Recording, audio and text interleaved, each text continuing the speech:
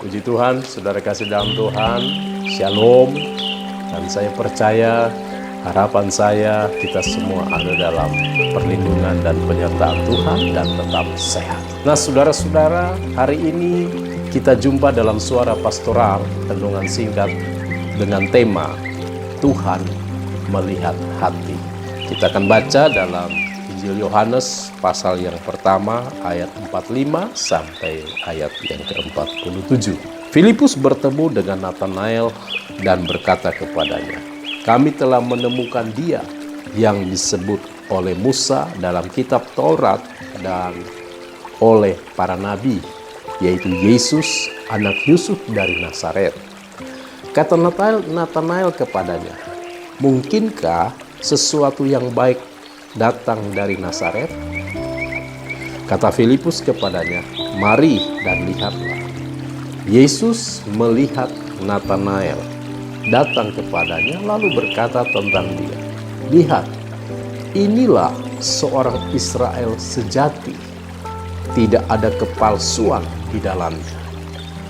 Saudara, terlepas dari perkiraan tentang siapa sebenarnya Natanael, yang menarik adalah pernyataan Yesus saat melihat dia.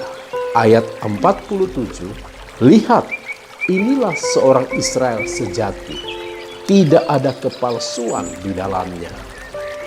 Ada kualitas dalam diri Natanael yang disukai oleh Yesus, yaitu tidak ada kepalsuan.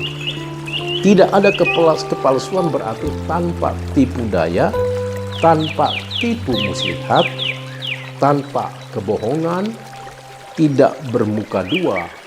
Ini berarti semua yang ada pada diri Natanael, yaitu perbuatan, tutur kata, hati dan pikirannya, semuanya apa adanya. Apa yang nampak di permukaan merupakan refleksi dari apa yang ada di dalam dirinya, tanpa kepura-puraan. Seperti apa yang tampak di mata orang, memang demikianlah ia.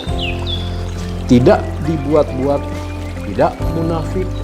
Ketulusan Natanael itu berkebalikan dengan keadaan bangsa Israel pada zaman itu.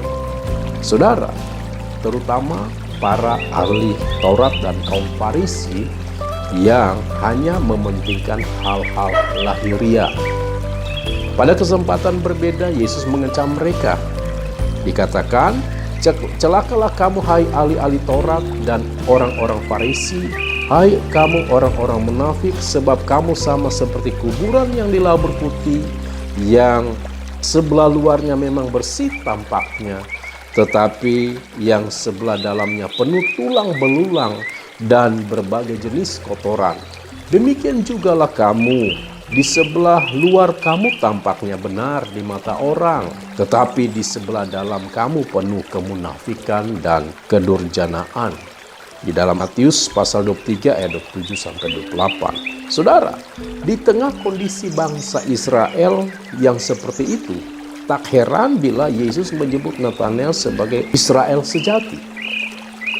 Sebagus apapun performa seseorang di mata manusia, nilai seseorang tidak ditentukan oleh apa yang nampak di luar, sebab mata Tuhan menembus jauh ke dasar hati.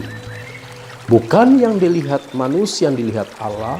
Manusia melihat apa yang di depan, tetapi Tuhan melihat hati dalam 1 Samuel 16 ayat 7 bagian B.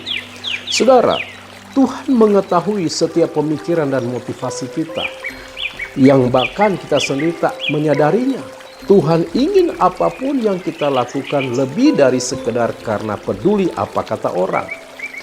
Tuhan mau kita melakukan yang terbaik bukan karena sekedar menjalankan kewajiban dan lebih dari sekedar profesionalisme. Janganlah kita melakukan sesuatu hanya karena sopan santun, apalagi jika disertai maksud terselubung.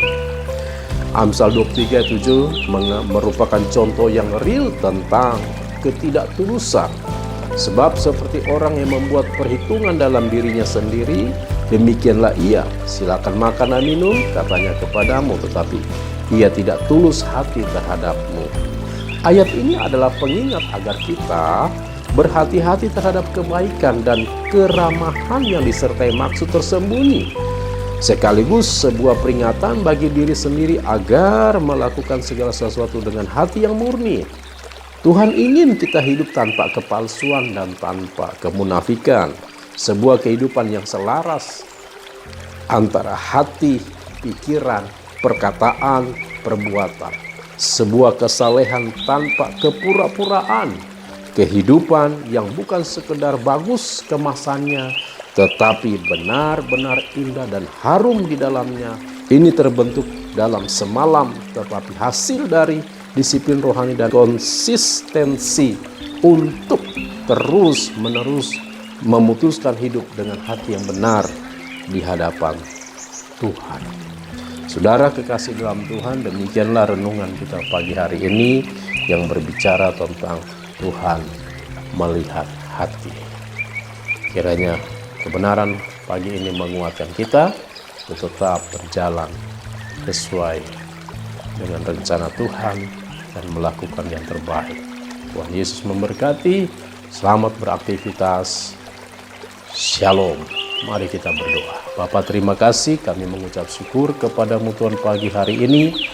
Kiranya kasih karunia Tuhan selalu menyertai anak-anak-mu, berkati keluarga, rumah tangga, dan pribadi, bisnis, usaha yang mereka lakukan, pendidikan anak-anak yang kerjakan Tuhan Engkau berkati, dan kami percaya bahwa kasih Tuhan selalu menyertai kami. Dalam nama Yesus kami berdoa, haleluya, haleluya.